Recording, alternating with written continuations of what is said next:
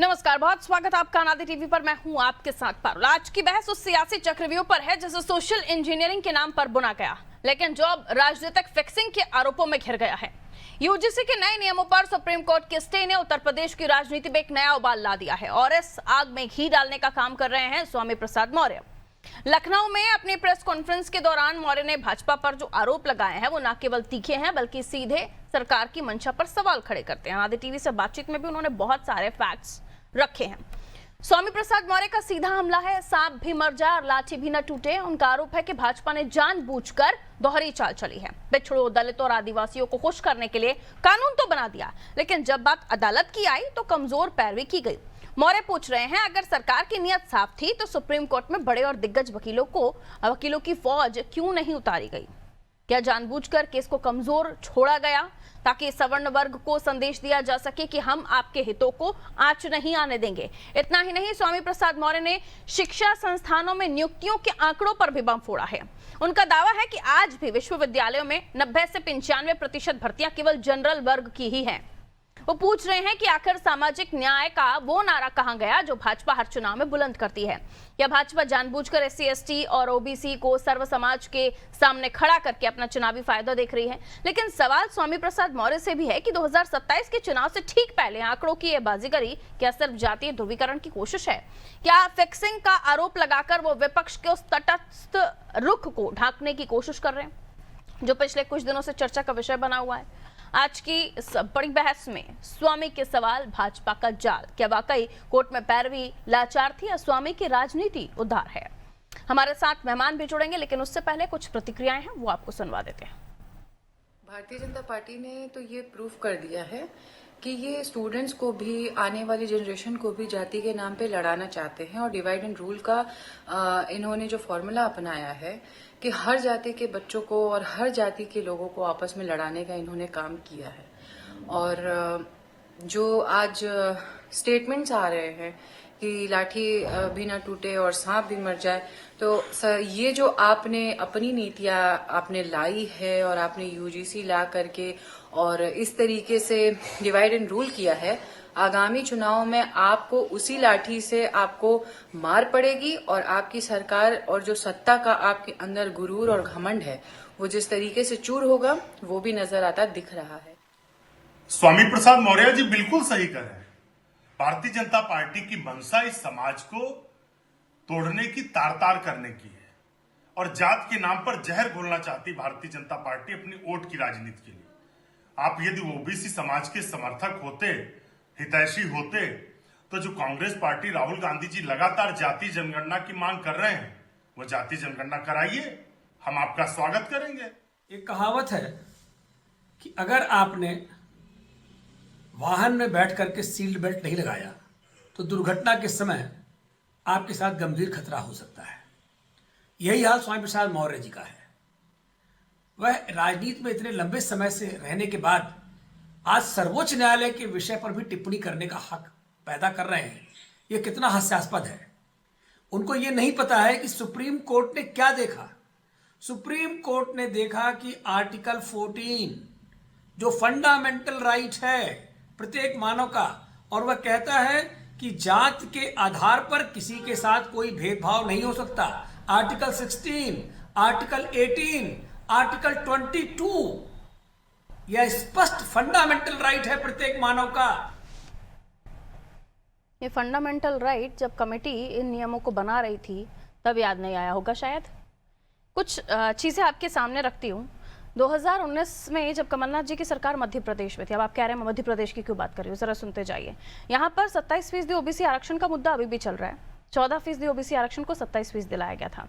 वहां पर भी यही आरोप लगे थे, बीजेपी ने यही आरोप लगाए थे, क्योंकि तमाम चीज़ों को जब तथ्यों को सामने रखा गया, वो मैटर अभी भी चल रहा है। वहाँ पर भी कमज़ोर पैरवी, वकील ने सही तरह से अपनी बात नहीं रखी है। और फिर छत्तीसगढ़ में भूपेश सरकार थी जब 76% तक आरक्षण को ले जाने की कोशिश की थी, यहाँ पर भी आरोप ये लगाए गए थे, अधूरी तैयारी, वोट बैंक पॉलिटिक्स। और फिर आ जाइए मराठा आरक्षण, महाराष्ट्र की बात, तो यहाँ पर भी कुछ इसी तरह के आरोप लगाए गए थे। तब महाविकास अघाड़ी की सरकार थी जिसने आरक्षण देने की बात कही थी। कमज़ोर पैरवी, सीनियर वकीलों को ठीक ठाक से ब्रीफ उन्होंने नहीं किया। तो घोषणाएं हितैषी होती हैं और लोकप्रिय घोषणाएं की जाती हैं, लेकिन जब कानून की कसौटी पर आती हैं तो वहां फुस हो जाती हैं। ये कुछ एग्जाम्पल देना जरूरी था। अब मिलियन मेहमानों से जो हमारे साथ चर्चा में जुड़ रहे हैं, विवेक श्रीवास्तव जी हमारे साथ जुड़ रहे हैं भारतीय जनता पार्टी से, बहुत बहुत स्वागत सर। जुबेर खान जी प्रदेश सचिव हैं समाजवादी पार्टी से, बहुत स्वागत सर। शैलेंद्र ध्रुव जी प्रवक्ता हैं कांग्रेस के, आपका भी बहुत स्वागत करती हूँ। विवेक जी, स्वामी प्रसाद मौर्य के कई आरोप हैं, हालांकि वो ये अभी उनको क्यों याद आ रहा है ये समझ में नहीं है। जब आप ही के साथ थे तब उनको ये सामाजिक न्याय और ये जो सोशल इंजीनियरिंग वाली बात वो कर रहे हैं वो क्यों नहीं समझ आई। लेकिन आप पर वो आरोप लगा रहे हैं कि अधूरी तैयारी, आपने सिर्फ दिखावे की कोशिश की है। यहाँ आपने उनको ये बता दिया ओबीसी SC ST को कि आप उनके हितैषी हैं, लेकिन बाद में सवर्णों के साथ आप खड़े पाए गए। उनका जो विरोध था वहां पर भी बीजेपी ही थी। सर कहिए, डबल फेस्ड पॉलिटिक्स करने की आरोप आपके ऊपर स्वामी प्रसाद मौर्य लगा रहे हैं। विवेक जी देखिए पारुल जी, ये भारतीय संसद की पार्लियामेंट्री कमेटी यूजीसी मामलों को देखती, उसके द्वारा ये बनाए गए नियम थे। सुप्रीम कोर्ट के आदेश पे उन्होंने डाटा इकट्ठा करना और एक नियम बनाने के लिए उनको निर्देश दिया गया था, उस पर उन्होंने काम किया। इसका सरकार से सीधा कोई वास्ता नहीं था। सुप्रीम कोर्ट ने उस पर सुनवाई करते हुए जो तरह की टिप्पणियां की, उसमें स्पष्ट है कि जिस तरह का विरोध इसको लेकर के था समाज में, उससे सुप्रीम कोर्ट कहीं ना कहीं उस भाव से संतुष्ट रहा और उन्होंने कहा कि इस पे आप अन्य लोगों की मदद लीजिए। ये आपसे जो आपने बनाए हैं नियम, इससे स्थितियां ठीक नहीं है और समाज विभेदकारी समाज की तरफ बढ़ा। और भी कुछ टिप्पणियां आई हैं।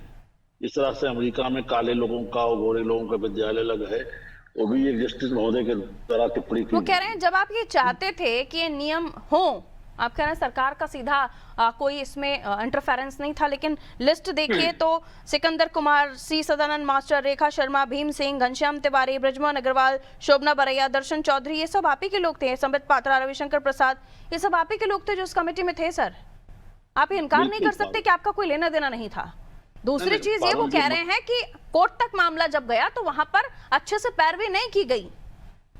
नहीं, ये देखिए, मैं स्वामी प्रसाद मौर्य के बयान को वो गंभीरता से नहीं लेता, क्योंकि न्योला राजनीति के बियावन में जा चुका है और निकलने के लिए इस तरह से गुलाटियां मारता रहता है। उसकी बात पे हम कोई टिप्पणी नहीं करना चाहते।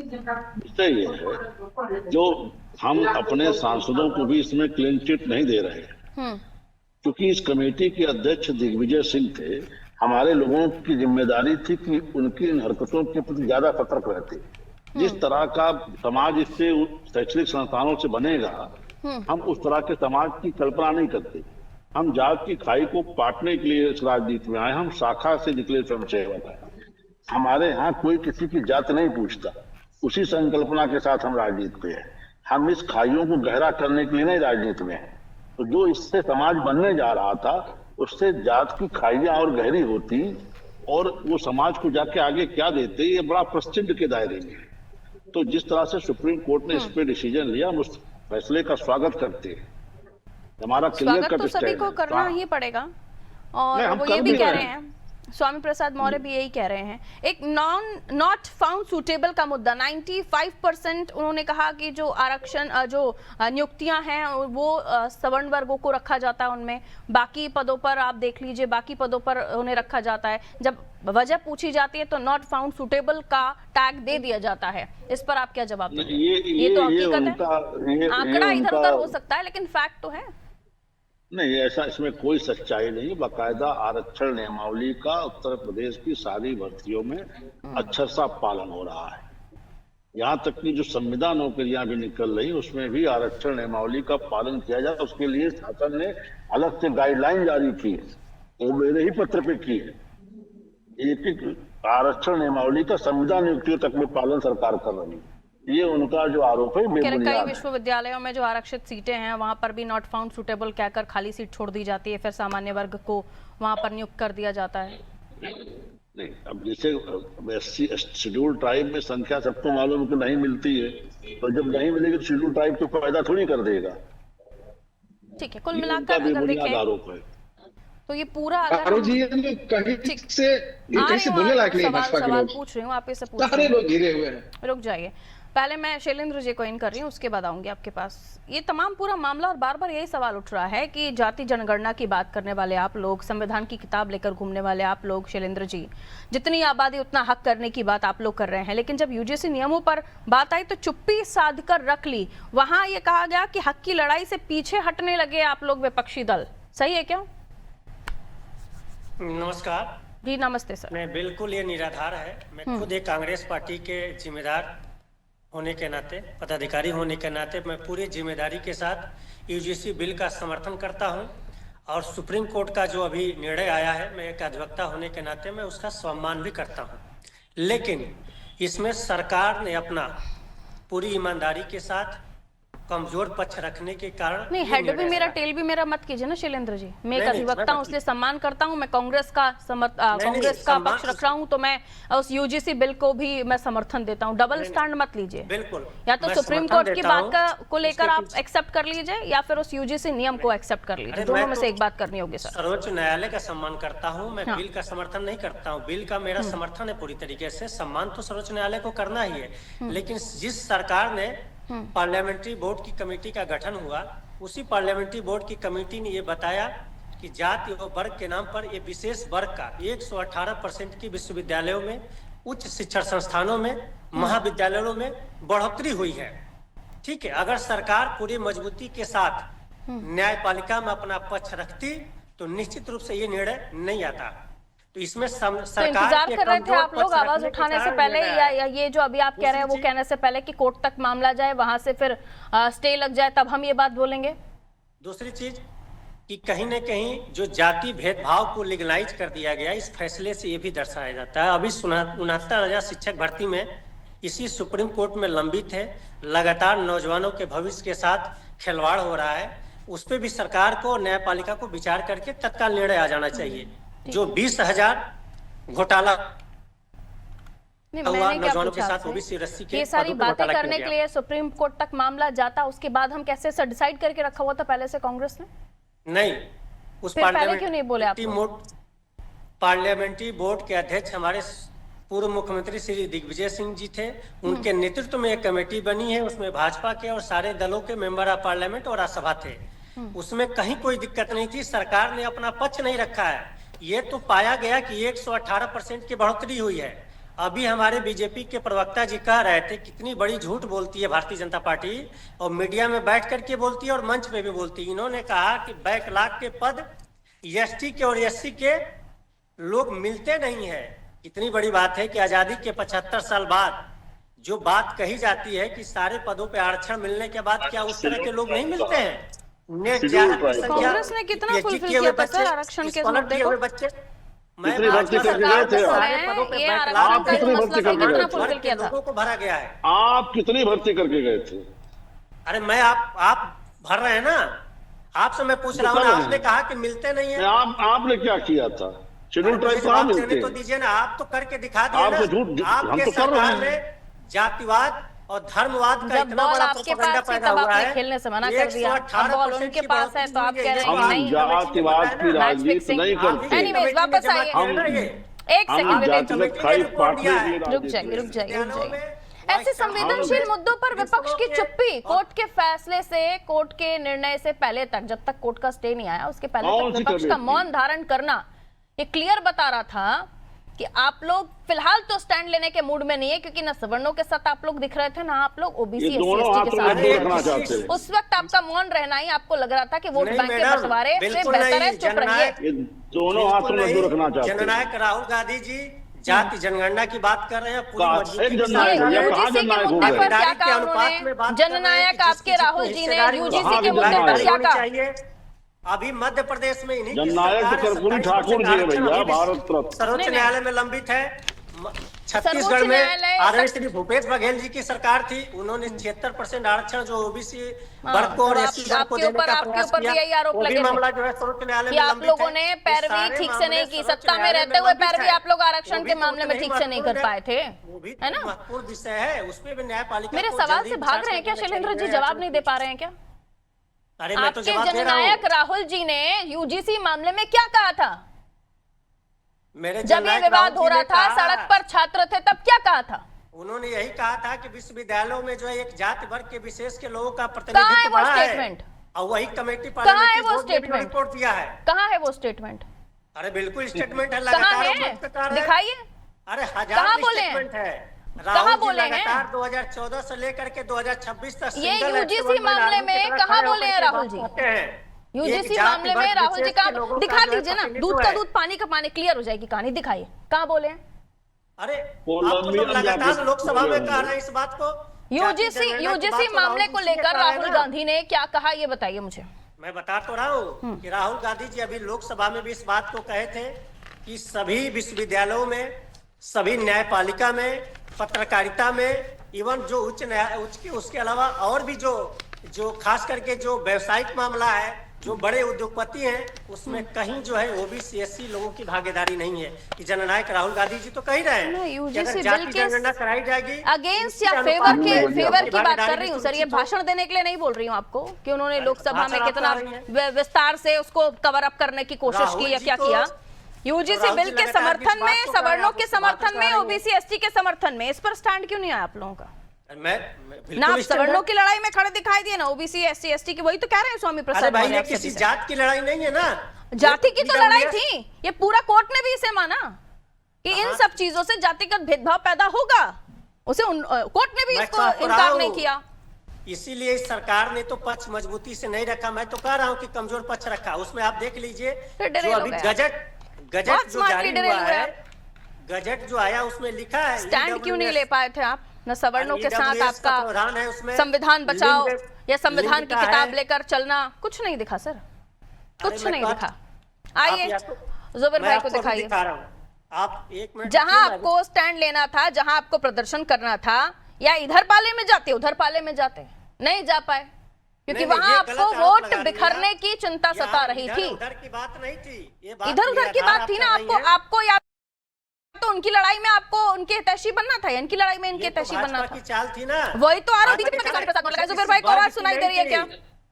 अरे मैं कह रहा हूँ कि जो गजट आया उसको जानने का तो प्रयास करिए। मैं पढ़ के बता रहा हूँ आपको, ये किसी जात का विषय नहीं था। EWS क्या गरीब स्वर्ण वर्ग के लड़ाई लिए तो नहीं दो है क्या? लोग कर रहे थे ना, विरोध तो दो लोग कर रहे थे ना। एक पक्ष में, एक अरे पक्ष में विरोध थे, तो एक भाजपा विपक्ष के में लोग थे। करा रहे आप थे कहीं ना। पर नहीं थे शैलेंद्र जी, भाजपा आप के कहीं पर लोगों नहीं के थे। मैं तो द्वारा उस लड़ाई की कराया बात जा कर रहा रही था। हूँ। यही भाजपा के लोग आप प्रधानमंत्री किसके जी को गाली आंसू दे रहे थे, पोंछने या जाति किसके गाली विरोध दे या रहे थे किसके भाजपा के समर्थन लोग। में पाए गए? कहीं नहीं पाए गए। आप उस विषय ठीक है को जुबेर जी, विषयांतर आवाज में मिल रही है करिए। आपको? मैं ये कह रहा हूँ कि यही भाजपा के लोग प्रधानमंत्री जी को गाली दे रहे थे, जाति सूचक गाली दे रहे थे। यही भाजपा के लोग दे प्रधानमंत्री जी रहे का थे। इस विषय से क्या वास्ता भाई? अरे क्यों नहीं वास्ता है? मैं कह रहा हूँ ये सभी जात आपकी के, चॉइस क्या सभी होता वर्ग है? के नौजवानों के आप साथ कौन आया है कहने वाले? यूजीसी में। ओबीसी के बच्चे हैं, एससी सुप्रीम के बच्चे हैं, कोर्ट का- और जो सुप्रीम कमजोर कोर्ट वर्ग का के फैसला आ EWS चुका जो है। सौ समाज के बच्चे हैं, उनके लिए भी ये कानून है। महिलाओं के लिए तो क्या महिलाएं सभी वर्ग की आती का हैं कि नहीं आती हैं? फैसला आ चुका है। विकलांग जो हम है इसका स्वागत सभी करते हैं। वर्ग के विकलांग है। ठीक ये है, तो बीजेपी के आपकी लोगों का एक सुध कौन प्रोपेगेंडा रहा? बनाने का प्रयास था कि कैसे इसमें- नौजवानों में भी जाति और धर्म में बांट करके नफरत फैलाई जाए। विजय सिंह जो बीजेपी का मकसद था, परिवर्तन वो कर मकसद गए में कामयाब हुए। विरोधकारी है, उसका विरोध करते हैं। ठीक है। जुबेर जी, एक जो बात स्वामी प्रसाद मौर्य ने कही, उनसे ये बात भी निकल कर सामने आई कि जब इस मामले में आपको लग रहा था कि कोर्ट में पैरवी ठीक तरीके से नहीं हुई है, तो किसी तरह का कोई भी भूमिका आप लोगों की भी नजर नहीं आई उस वक्त। समाजवादी की पीडीए, समाजवादी का पीडीए धोखा और बीजेपी का यूजीसी धोखा, ये स्वामी प्रसाद मौर्य ने कहा है। जुबेर जी सर, मैं आपके पास ऑडिबल हूँ? हाँ, हाँ, सवाल मिला आपको मेरा? कोई हेलो, हाँ जुबेर जी, सवाल आवाज- सुन पाए आप मेरा? एक बार दोहरा दीजिएगा। स्वामी प्रसाद मौर्य कह रहे हैं आपका इसको जवाब पीडीए देना धोखा है, है। जिस तरह से बीजेपी का यूजीसी धोखा है। आप लोग भी धोखेबाजी कर रहे हैं पीडीए वालों के साथ।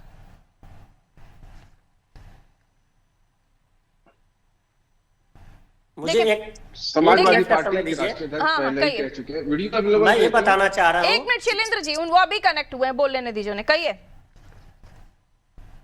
कहिए जुबेर भाई, बोलना शुरू कीजिए। वीडियो अवेलेबल नहीं आ रहा है।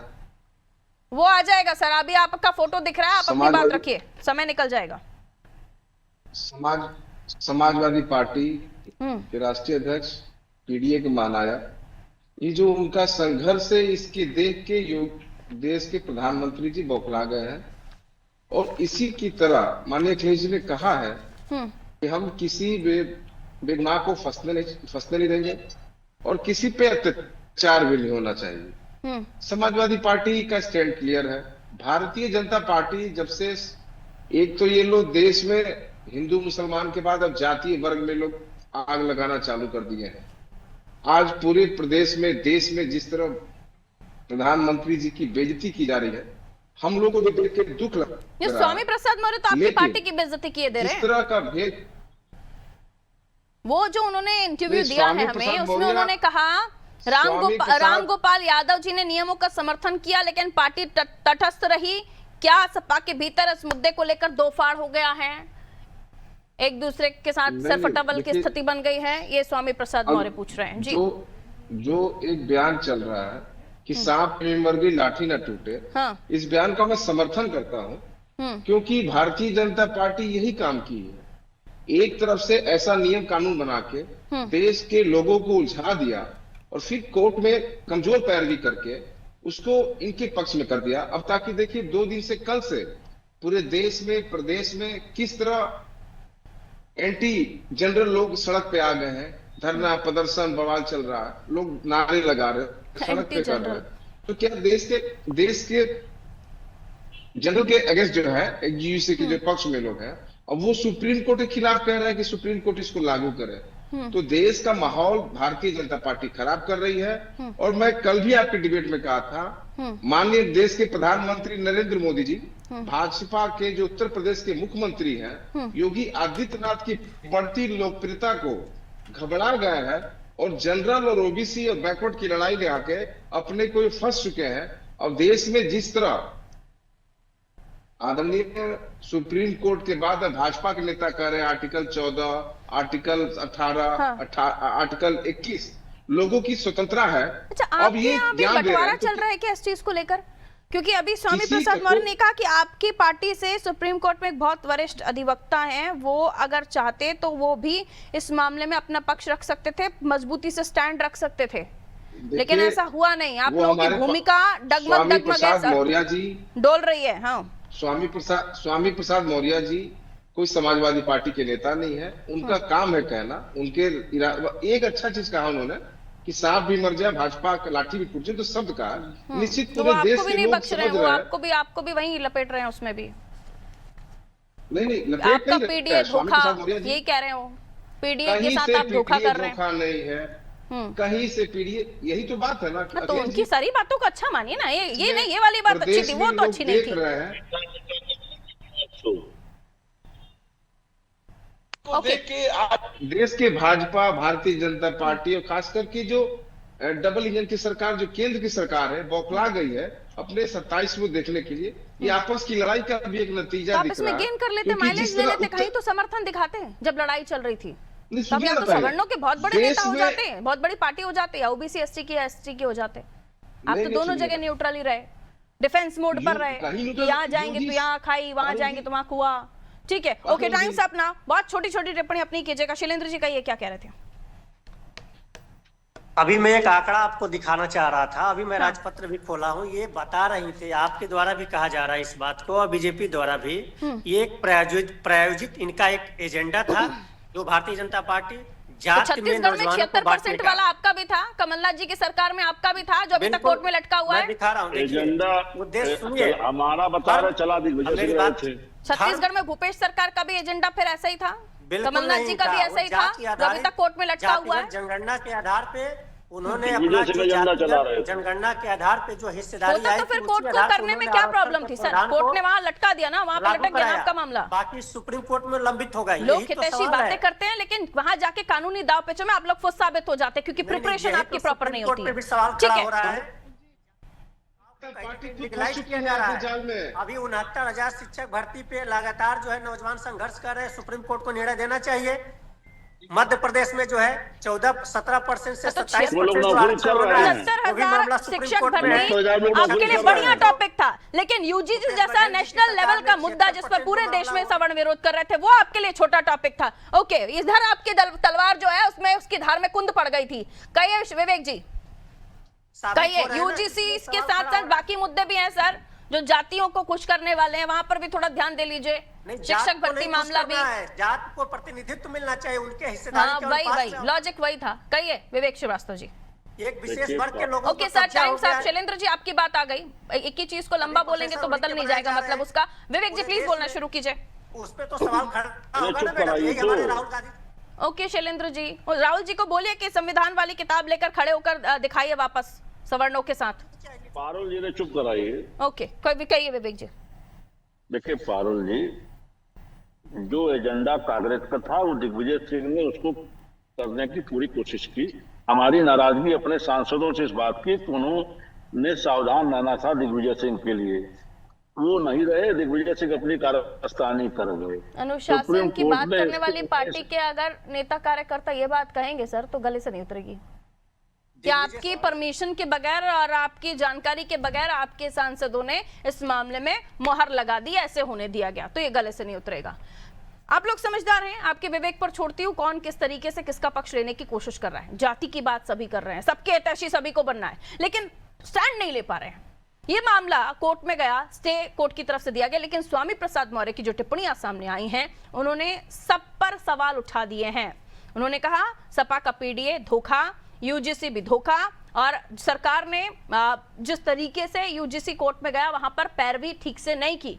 और कांग्रेस के मामले में तो आप जानते ही हैं, मध्य प्रदेश में भी ओबीसी आरक्षण वो करके गए, उसके बाद ये मामला अभी तक सुलझ नहीं पाया। वहीं छत्तीसगढ़ में वो भी वहां पर भी और आरक्षण की बात भूपेश साहब करके गए, वहां पर भी मामला लटका हुआ है। तो सवाल यही है कि लोग हितैषी, जनता के हितैषी और जातियों के हितैषी बनने की आप खूब कोशिश करते हैं, लेकिन आफ्टर ऑल आते आते ये मामले जब कोर्ट के दाव पे चले जाते हैं तब आप कुछ नहीं कर पाते, क्योंकि आपकी तैयारियां ही नहीं होती हैं वैसी। आप सिर्फ लोगों को लुभाने के लिए, उनके हितैषी बनने के लिए वादे कराते हैं। क्या ये सच नहीं? आपके विवेक पर छोड़ती हूँ, अगर आप इन्हीं जातियों में से या फिर इन्हीं राज्यों में से बिलोंग करते हो तो दीजिए इजाजत, नमस्ते।